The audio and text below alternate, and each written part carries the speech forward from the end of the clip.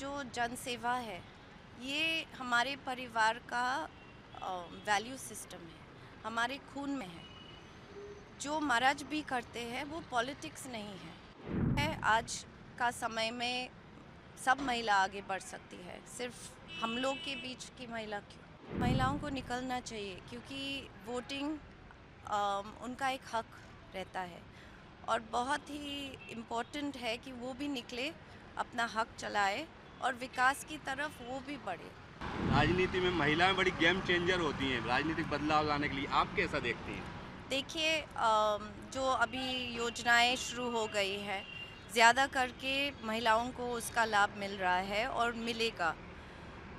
इसलिए मैं चाहती हूँ कि महिलाओं को निकलना चाहिए क्योंकि वोटिंग उनका एक हक रहता है और बहुत ही इम्पोर्टेंट है कि वो भी निकले, अपना हक चलाए और विकास की तरफ वो भी बढ़े।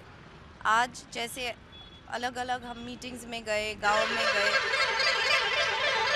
में ही लखपति बहनाएँ हैं, गाँव में ही ड्रोन दीदी है। तो ये सब इतने इंटरेस्टिंग चीज़ें भी हैं और महिलाओं को आगे बढ़ा रही है, टेक में आगे बढ़ रही है। महिला जो ड्रोन चला रही है, उसका मुझे इतना अच्छा लगा उससे बैठ के बात करके सीखना कि एक गाँव की लड़की आज ड्रोन्स चलाती है।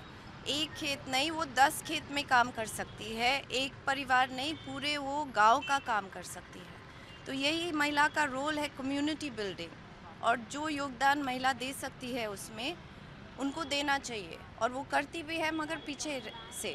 अभी आगे बढ़े, वोट भी करे और अपना हक भी ले। आप लगातार लोगों के बीच जा रही हैं, घुल मिल रही हैं, उनसे बात कर रही हैं, ज़मीन पर बैठकर चर्चाएं कर रही हैं, समस्याएं सुन रही हैं। तो एक सवाल ये भी उठ रहा है कि अगली पारी क्या आपकी भी राजनीतिक होगी? क्या आप भी राजनीति में सक्रिय प्रवेश करने वाली हैं? देखिए, जैसे महाराज भी कहते हैं, ये जो जन सेवा है, ये हमारे परिवार का वैल्यू सिस्टम है, हमारे खून में है।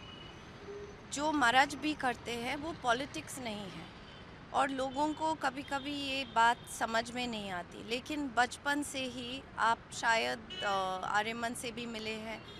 ये एक बहुत नेचुरल चीज़ होती है जो आप ज़्यादा समय के लिए एक्टिंग नहीं कर सकते हो इसके ऊपर। अगर आप लोगों के साथ बचपन से ही यही आपका योगदान रहा हो, तो फिर वो बहुत ही एक नेचुरल चीज़ बन जाती है ऑटोमैटिकली। ये परिवार का यही सिस्टम रहा है कि लोगों से बात करना है तो साथ में बैठ के बात करना है। उनके गाँव में जाके उनकी समस्या समझना है। ऐसे नहीं कि आप एसी में बैठ के गाँव की समस्या समझ सकते हैं।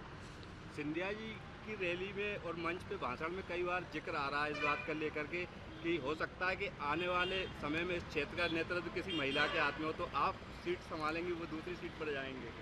मुझे लगता है कि इस क्षेत्र में भी बहुत महिला है जिसने बहुत काम किया है, बहुत अच्छे से लोगों के साथ काम किया है और वो महिला आगे बढ़ेगी जिसने उसका समय और टाइम इस एरिया को दिया है। तो वो जो भी हो, कोई भी हो सकती है। आज का समय में सब महिला आगे बढ़ सकती है, सिर्फ हम लोग के बीच की महिला क्यों? दो चरणों का मतदान निपट चुका है और अब तीसरा चरण जिसमें सिंधिया जी की खुद के चुनाव का मतदान होना है। जी। और दो चरणों का जो मतदान है वो काफ़ी कमज़ोर रहा। तो किस तरीके से देखती हैं कमज़ोर मतदान के पीछे क्या वजह मानती हैं और किस तरीके से बढ़ाना चाहिए, क्या मेहनत कर रहे हैं? शादियों का माहौल भी चल रहा है। अम, हम सब डेट्स में शादी करते हैं। अगर कोई डेट निकल आए इसके बीच, तो हम सब अपने शादियों में भी निकल जाते हैं। इसका एक कारण भी हो सकता है और इसका कारण भी हो सकता है कि लोगों को लग रहा है कि कोई जीत रहा है तो हम आगे क्यों बढ़े। लेकिन मुझे लगता है कि ये सबसे गलत चीज़ सोचने की है। हर एक वोट इम्पोर्टेंट है, हर एक आदमी का आवाज़ इम्पोर्टेंट है। आप जिस पे भी वोट करें, वो रजिस्ट्री इम्पोर्टेंट है कि आप निकल के वोट करिए।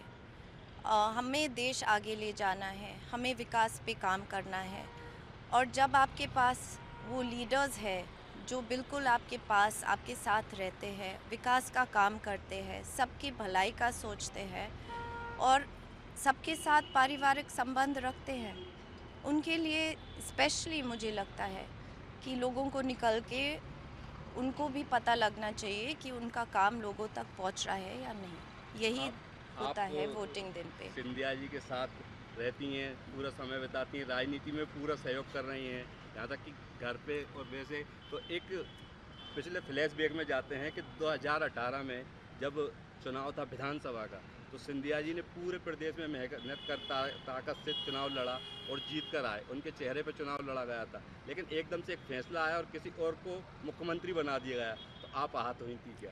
फिर से मैं आपको यही बात समझाने की कोशिश कर रही हूँ कि ये परिवार का वैल्यू सिस्टम जनसेवा है।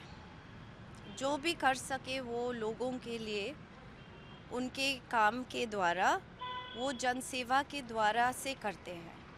और पद से जनसेवा की योजनाएं लाना और सब एक साइड पे रहता है, और एक होता है कि उसका दिल भी यहाँ है, उसका काम। जैसे आपने बोला, मैंने उनके साथ इतना समय गुजारा।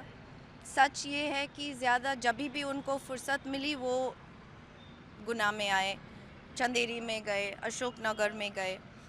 तो ज़्यादा वक्त उन्होंने आपके साथ बिताए हैं, हमारे साथ कम।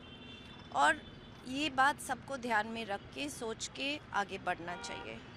महारमन जी को लेकर के जब लोगों से मिल रहे हैं, घुल रहे हैं, बात भी कर रहे हैं, तो एक सवाल पर वो शर्मा जाते हैं कि महारमन जी शादी कब करने जा रहे हैं। आपने क्या सोच रखा है, कब तक की उनकी शादी की तैयारी है या राजनीति में प्रवेश के बाद? आई थिंक चुनाव भी बताएगा उनको कि खुशी का टाइम है कि क्या हो रहा है। शायद अगर सब लोग निकल के वोट करेंगे तो उनको इतना खुशी होगा कि वो शादी के लिए भी हाँ कर सकते हैं। तो ट्राई करते हैं यही बातें। ठीक है, थैंक यू। धन्यवाद। देखिए, जो अभी योजनाएं शुरू हो गई है, ज़्यादा करके महिलाओं को उसका लाभ मिल रहा है और मिलेगा। इसलिए मैं चाहती हूँ कि महिलाओं को निकलना चाहिए, क्योंकि वोटिंग उनका एक हक रहता है और बहुत ही इम्पोर्टेंट है कि वो भी निकले, अपना हक चलाए और विकास की तरफ वो भी बढ़े। आज जैसे अलग अलग हम मीटिंग्स में गए, गांव में गए, गांव में ही लखपति बहनाएं हैं, गांव में ही ड्रोन दीदी है। तो ये सब इतने इंटरेस्टिंग चीज़ें भी है और महिलाओं को आगे बढ़ा रही है, टेक में आगे बढ़ रही है। महिला जो ड्रोन चला रही है, उसका मुझे इतना अच्छा लगा उससे बैठ के बात करके सीखना कि एक गांव की लड़की आज ड्रोन्स चलाती है। एक खेत नहीं, वो 10 खेत में काम कर सकती है, एक परिवार नहीं, पूरे वो गांव का काम कर सकती है। तो यही महिला का रोल है, कम्युनिटी बिल्डिंग। और जो योगदान महिला दे सकती है उसमें उनको देना चाहिए, और वो करती भी है, मगर पीछे से।